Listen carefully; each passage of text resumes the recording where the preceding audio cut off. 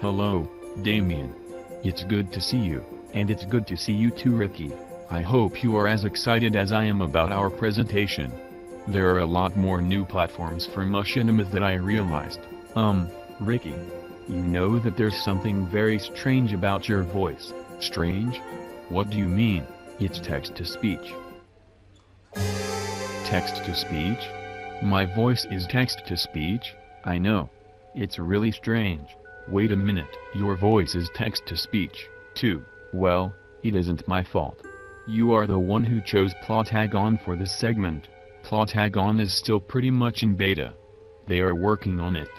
Besides, you sent me an email saying you liked the idea. Let me think about this for a moment. I got it. We'll just use this piece ironically, then cut to the pre-recorded video. I'm not sure people will get the joke though. Oh well, I agree. Gee, thanks for the support, Damien. Okay, let's cut to the video we recorded earlier. Great idea, Ricky. Well, hello everyone. Damien and I got together and decided to come up with some new platforms for Machinima for the expo today.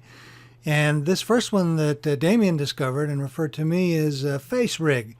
As you can see, it's a Steam application, and it's in beta right now.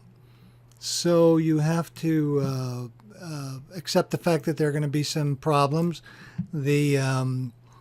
As you can see, it doesn't quite work on my eyes quite yet, although you can calibrate really well with the advanced features over here. That's what I need to do in order to make all of this work better. There's all sorts of different characters you can use. You can change the backgrounds. As you can see, there's a cemetery. Here's the empty parking lot. And it uses your webcam to motion capture and do tracking. Controls are easy to use. You can record your own performance here. You can export it. You can do all sorts of adjustments.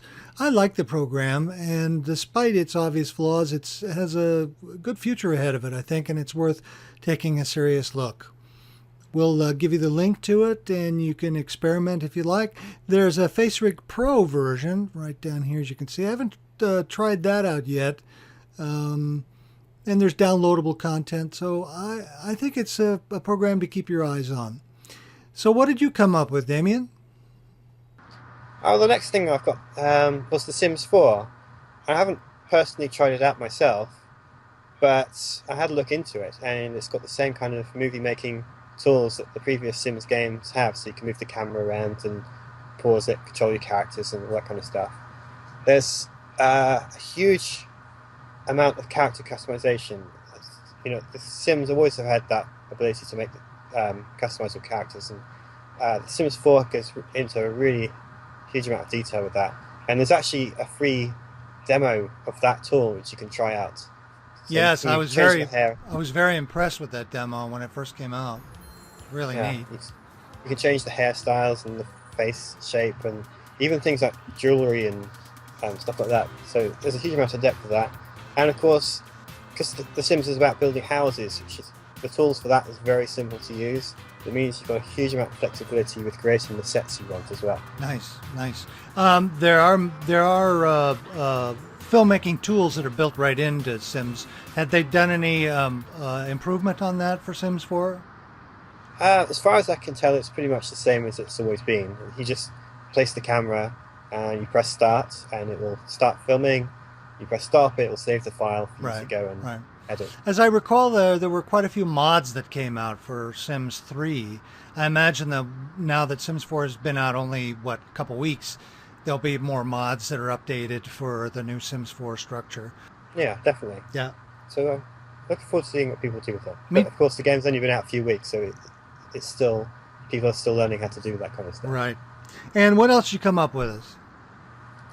Well, the next game I was actually quite excited about, because we had a few submissions made with it this year. It's in beta at the moment, and it's due out by the end of the year. And it's called Elite Dangerous. It's a space it's, I guess, free roaming space combat trading game. So you can fly around in your spaceship, and it looks really fantastic. There's huge amounts of detail on the ships and the space stations and the planets and all that kind of stuff. And the videos we had looked really good. Yeah. Now, wasn't one of the films the Vonnerberg Project or the Vonnerberg Cooperative? I think it was. Yeah, that was it. That was shot in Elite Dangerous. Yeah, and I think that kind of shows what the game is able to do, because at the moment you're kind of limited with your camera options. So the director of that film would have to fly the spaceship, and he would have to look up to the window, so there would be no interface. Right. And he did that, and he was sort of flying around, and because they're using sort of realistic space physics, it means that you can move your ship the way you want the camera. So you can move not just forwards and backwards, but you can go side to side, up, down, in and out like that. And I think it gives you a lot of camera control. Right. That's what you're after. Let's look at a clip from that. Wow, that's beautiful. I really like that. It's very cool. And so that's a fairly new game. When did it come out? They've been in beta over the summer, and it's going to be due for release in December. And it's an online game, but they've done it so you can play just by yourself, or you can play just with your friends. So if you want to get a group of people together to make a film, you can do that without anyone else coming in and getting in the way. Oh, that's great. That's really great. What's your next tool that you found? Well, leading straight on from Star Citizen is the CryEngine, which is what Star Citizen is being made with. And I had a look into that, and you can actually buy a copy. Well, you don't buy it, I guess you kind of rent it for a monthly subscription, which is $10. And it gives you the complete sort of development tools. And if you look at what's been done with things like Crysis and, again, Star Citizen, you can see that there's a huge amount of detail and things you can put into your world. You'd have to make it all yourself, but if you want that kind of control, the CryEngine might be a good choice to do that, because it's very affordable for $10 a month, and you own what you make, which is something that's very important for a lot of people. And what's next on your list? Next one is The Long Dark, which is another crowd-funded game, and it's just gone into Steam Early Access about a month ago. Now, what I like about this is it's got a very unique art style, so it's kind of, I'm not really sure how you describe it. Maybe you can help me out with that one. Well, it's almost cartoon shaded. I mean, it's realistic, but there's a bit of a 2D shader applied to it, I think, that gives it a 2D look. Yeah, I think that kind of describes it really well. And also, there's no interface, so you can record the footage as it's happening, and you don't have to worry about, health bars or ammo counters or any of that kind of stuff getting in the way. Yeah. At the moment, it's all POV. I think they're trying to go for immersion with the game, and of course, it's not finished yet, so that may change as time goes on. Right. So maybe some feedback about how we can maybe get some camera controls in there would be nice, or maybe somebody will hack it. Yeah, that's also true. I think they're going to allow mods, so I think that would be good. Yeah. I love the way that it looks. It's just terrific. It's in a very interesting game. Oh, definitely. I'm very excited for it. Anything else? I've got one more, and that is Grand Theft Auto 5. Yeah. I've been waiting for this one for a while, because I remember in Grand Theft Auto 4 there's some pretty good video tools, and at the moment Rockstar haven't said too much about what's coming in 5, other than it's going to take the video tools from 4 and expand on them a great deal. So hopefully we'll find out more when it comes out in January. Right. Well, I know there's been a lot of movie making inside of 4, and they encouraged it quite a bit with Machinima tools. It'll be interesting once it comes out on PC to see how that develops. Ready? Yeah. Okay. So what did you find, Ricky?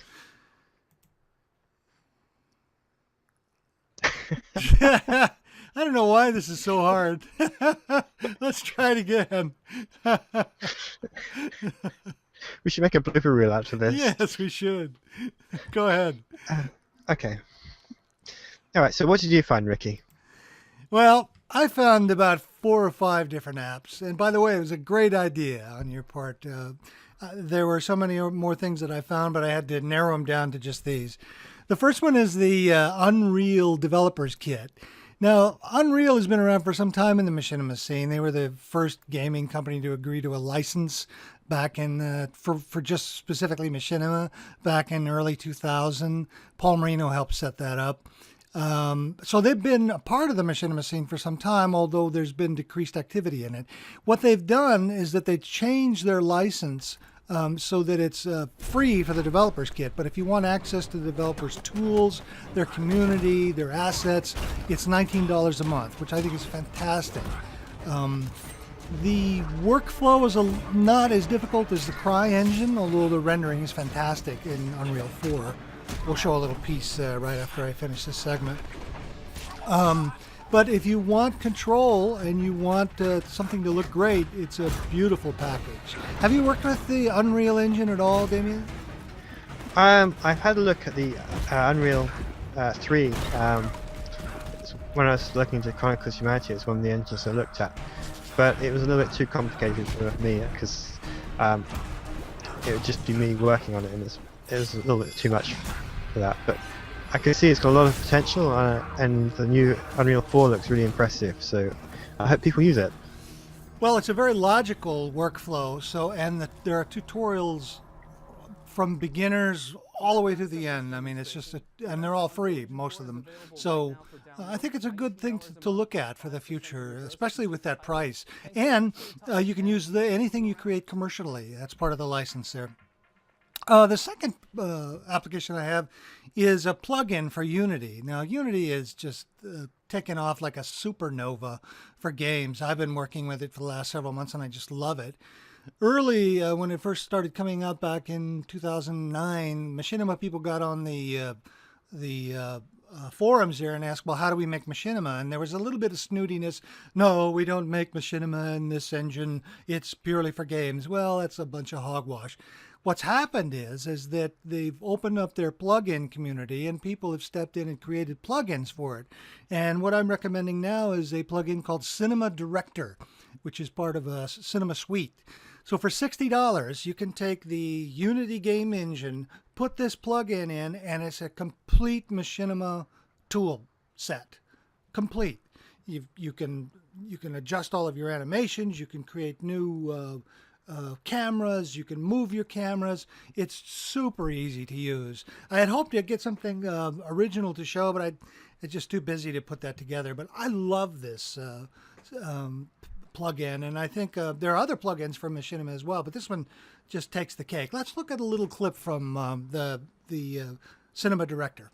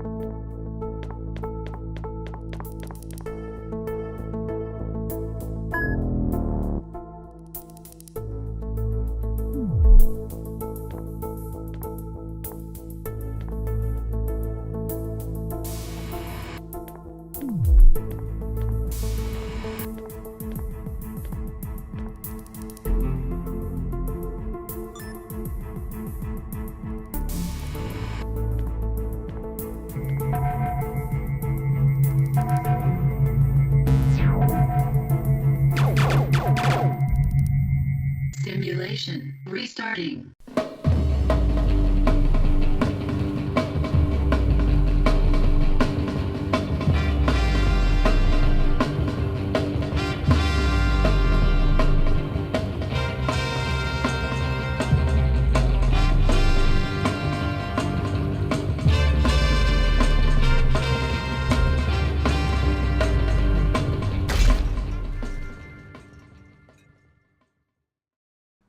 And That's really good. for a couple $100, you can get this plug-in. You can get all the sets and get characters from Mixamo, which comes through Unity perfectly.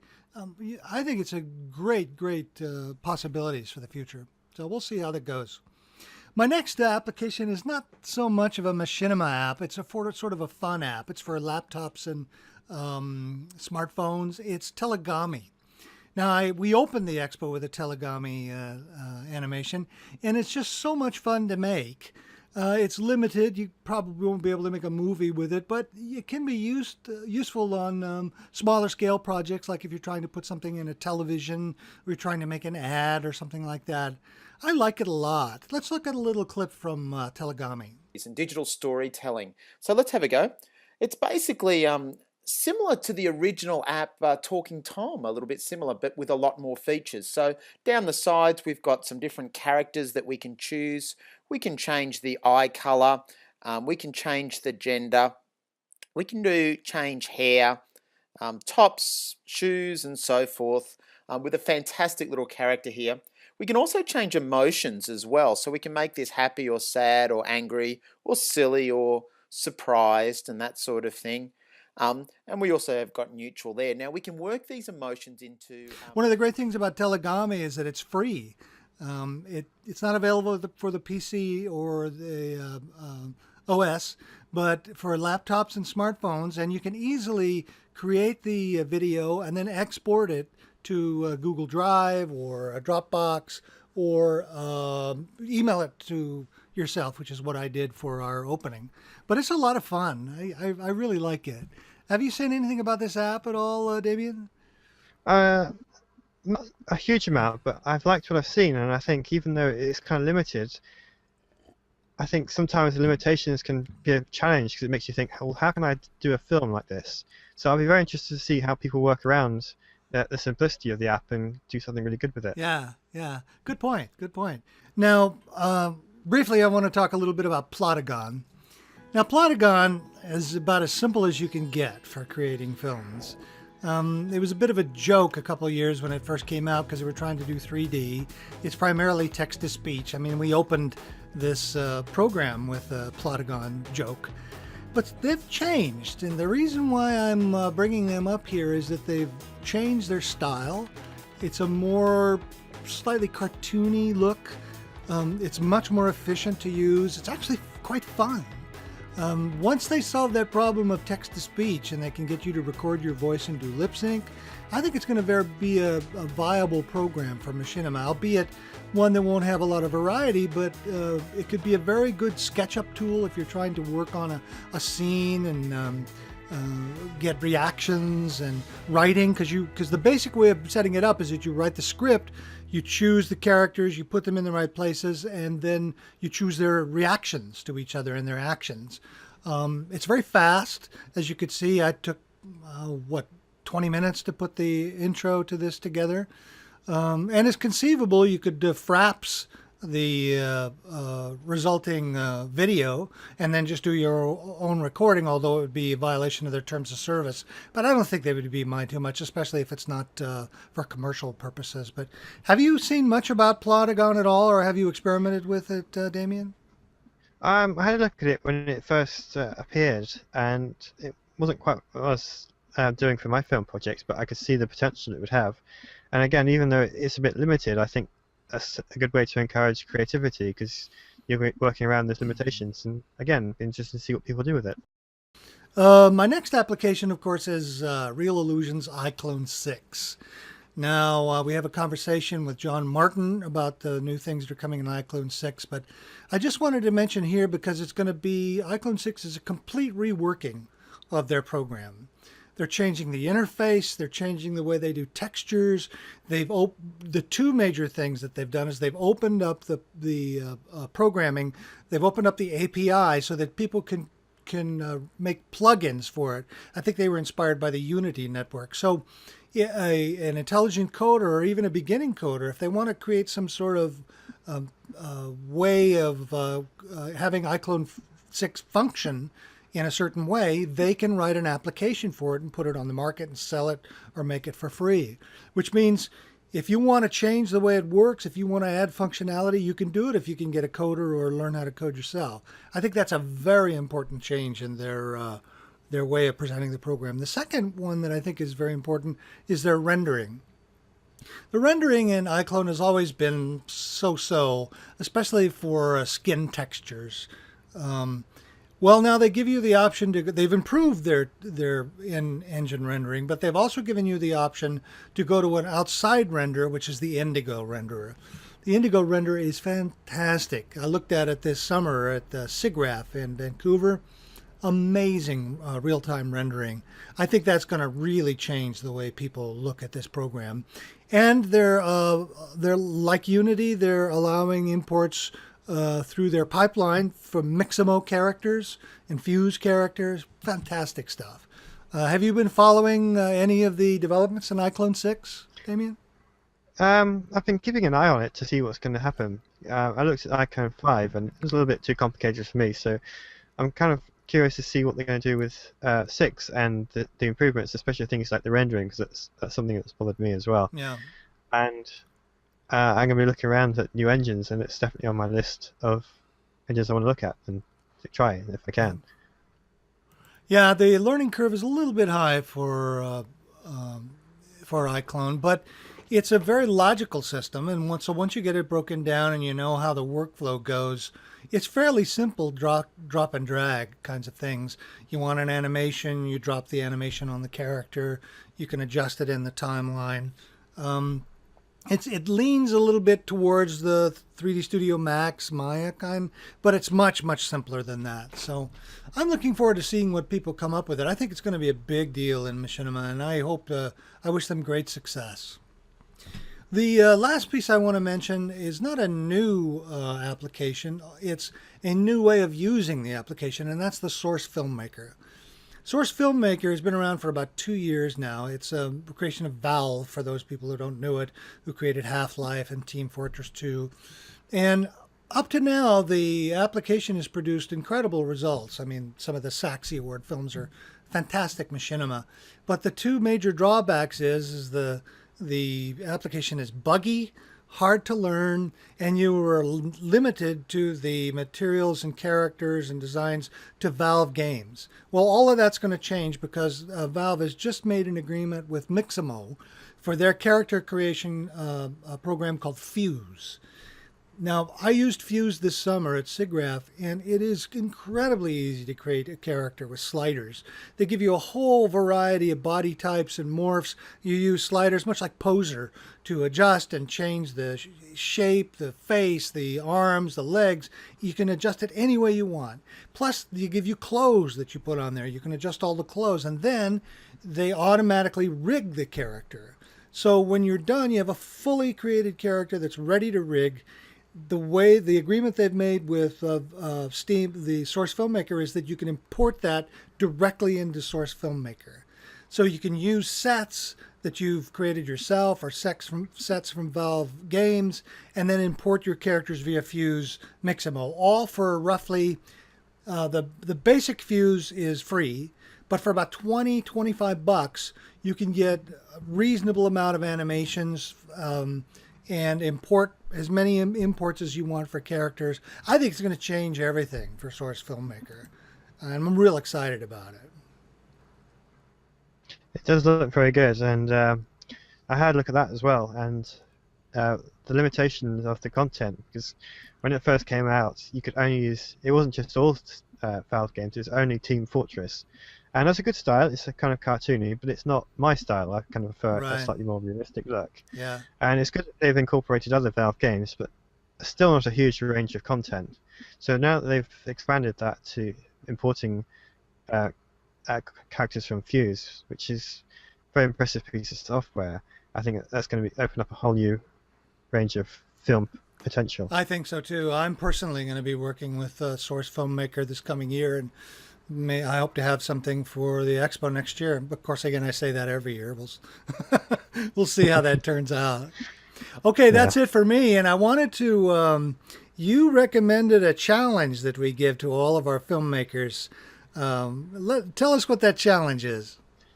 I want to challenge everyone watching this if you make a film using any of the engines we've just talked about, submit it to us next year. We will screen it. Doesn't matter if it's a bad film or a good film, we'll screen all of them.